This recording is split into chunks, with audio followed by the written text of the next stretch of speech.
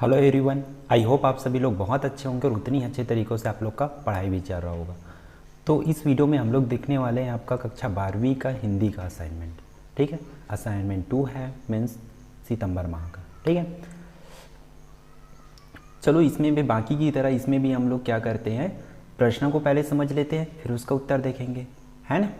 तो इसमें प्रश्न पहला बोल रहा है, किसनंदा एक ऐसा चरित्र है, ठीक है, जो यशोधर बाबू का अनुकरणी है। आपके विचार में किसनंदा का की सोच जीवन के संदर्भ में कितनी तर्क संगत है, स्पष्ट करना है उसको। ठीक है, किसनंदा का जो है, ठीक है, किसनंदा एक ऐसा चरित्र है जो यशोधर बाबू की अनुकरणी है। तो आपके विचार, इसमें हम लोग को क्या करना है, हमें अपना विचार रखना है।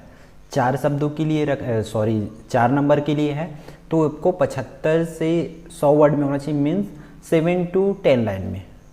ठीक है, 7 से 8 लाइन में होना चाहिए आपके बुक के हिसाब से। तो उस हिसाब से हम लोग को देखना पड़ेगा।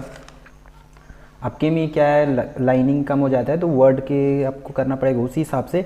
तो इसका आंसर हम लोग इस तरीके से लिख सकते हैं, यशोधर पंत जब गांव से दिल्ली आए तो सर्वप्रथम किसनंदा ने ही उनकी सहायता की। किसनंदा ने यशोधर पंत को मेज का रसोइया बनाकर रख लिया, क्योंकि तब तक यशोधर जी का उम्र सरकारी नौकरी के लिए कम थी। ठीक है, किसनंदा ने यशोधर जी को 50 रुपये उधार भी दिए, जिससे वे अपने लिए कपड़े बनवा सके और कुछ पैसे गांव भी भेज सके। बाद में किसनंदा ने अपनी ही नीचे नौकरी दिलवाई और दफ्तर के कामों में भी मार्गदर्शन किया।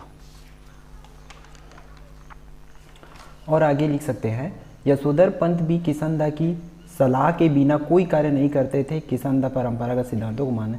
इस तरीके से आपको इसका पूरा का आंसर इसी में लिख सकते हैं। ठीक है, इसमें हम लोग अपना विचार भी रख सकते हैं। और अगला प्रश्न नंबर 2 देखते हैं। निम्नलिखित काव्यांश पर आधारित प्रश्न का उत्तर, एक काव्यांश दिया है उसका हम लोग का प्रश्न का उत्तर बताना है। ठीक है, तो काव्यांश को आप लोग को अच्छे से पढ़ लेना है, जिससे तभी आप लोग क्या कर पाओगे, इसका आंसर दे पाओगे, है ना।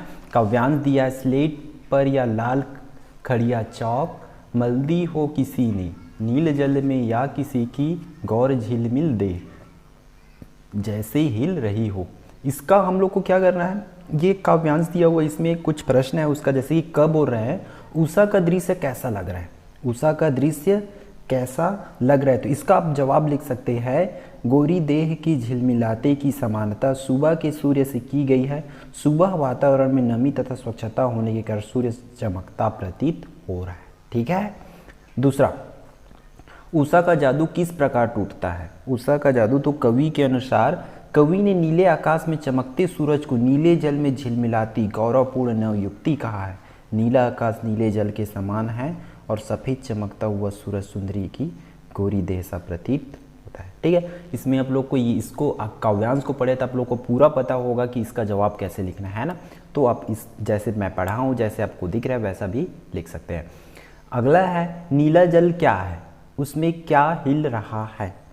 तो इसका जवाब आपको लिखना है, उषा का जादू अद्भुत है। सुबह का सूर्य ऐसा लगता है मानो नीले जल में गोरी सी युवती का प्रतिबिंब झिलमिला रहा हो, या जादू जैसा लगता है। ठीक है, इस तरीके से आप लोग इसका लिख सकते हैं। अगला देखते हैं क्वेश्चन नंबर 3 को। इसमें लिखा है, जीजी ने इंद्र सेना पर पानी फेंके जाने को किस तरह सही ठहराया। आपने अपने उत्तर समर्थन में कोई 3 तर्क देना है। हम लोग के समर्थन में मतलब उसके साथ है करके समर्थन में इसका जवाब देना है। तो इसका जवाब भी आप लोग इस तरीके से लिख सकते हैं, है ना। ये दूसरा, फिर ये क्या हो जाएगा आप लोग का तीसरा, इसका इस तरीके से लिख सकते हैं, है ना। प्रश्न चौथा, उड़ने और खिलने का कविता से क्या संबंध बनता है। कविता के बहाने कविता के आधार पर स्पष्ट कीजिए। कविता के बहाने नामक पाठ है, उसके आधार पर हम लोग को इसका आंसर लिखना है। तो इसका आंसर आप लोग ऐसा लिख सकते हैं। ठीक है, अगला प्रश्न है प्रश्न नंबर 5। निम्नलिखित प्रश्नों को उत्तर संक्षेप में लिखे। पित्त पत्रकारिता किसे कहते हैं।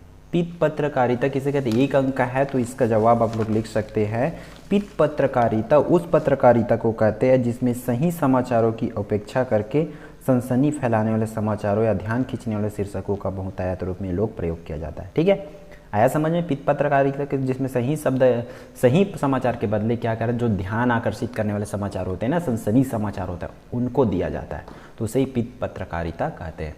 पत्रकारिता के किन्हीं दो प्रकारों का नाम लिखें। तो जैसे कि आप लोग को पता है पत्रकारिता के दो प्रकार हो सकता है, खोजी पत्रकारिता और खेल पत्रकारिता। ठीक है। ग बोल रहे स्वतंत्र पत्रकार कौन होते हैं? तो स्वतंत्र पत्रकार में होते हैं जो किसी एक संख्या से नहीं बल्कि स्वतंत्र रूप से खुद काम करते हैं। ठीक है। तो इसका आंसर इस तरीके से, कोई एक संस्था से नहीं बल्कि क्या पूरे खुद काम करते उसे स्वतंत्र, मतलब अपने विचार खुद रखता है, तो उसको ही स्वतंत्र पत्रकार बोलते हैं। ठीक। पत्रकारिता से आप क्या समझते हैं, इसका जवाब लिखना है, तो इसका जवाब आप इस तरीके से लिख सकते हैं। ठीक है। आई होप ये वीडियो आपके लिए यूजफुल होगी। तो यदि आप चैनल पे नए हैं तो चैनल को सब्सक्राइब जरूर करें, जिससे हमें भी मोटिवेशन मिलते रहे और आपको वीडियो आसानी से मिलती रहे। ठीक है। तो मिलते हैं अगले वीडियो।